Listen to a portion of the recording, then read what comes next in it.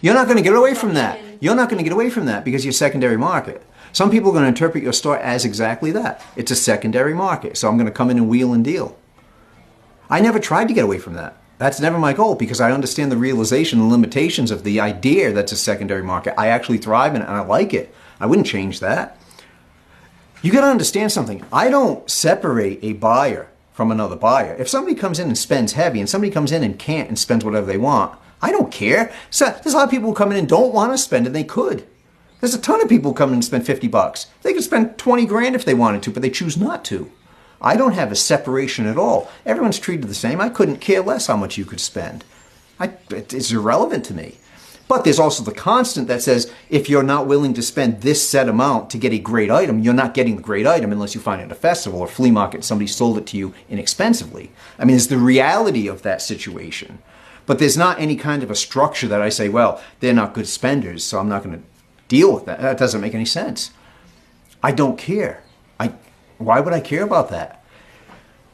The longevity of the company thrives on the success of the individual buyer coming in the store and getting something that they think was a good deal and enjoying it. That's the beginning and end of why we exist. If they didn't, we wouldn't exist. Who would set up here if they weren't selling? Why in the world would they come to my store and set up with me if they thought I couldn't sell their item for them? They wouldn't. They go to, how much competition we have? Yet we still thrive. Why is it? It's attitude. It's no secret. Customers come in and they don't get hassled. They don't get scowls when they walk past me. I walk in the stores, I get scowls.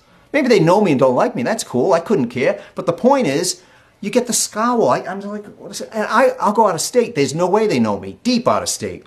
And I walk in and they're dejected that I actually walked into their store. I don't understand that. I don't understand that. I really don't. I'm not saying all customers are wonderful. I'm not saying that. What I'm saying is that it doesn't matter who or what they are. The door's open, let them come in. If they want to buy and engage in antiques and collectibles, they can. That's what we're here for. I don't care how much they spend at the register. How many times I end up talking to people, they don't buy anything. We just hang out chit-chatting. And it's a blast. It's not about, I've said it from the first video we did, I think. Even in the TV show, it was the same thing. It's not about that initial sale. It's about getting them to like the place, to then buy in the future. And maybe they never come back. Who cares? Who cares? What good is it having a company? You open the door and nobody comes to it.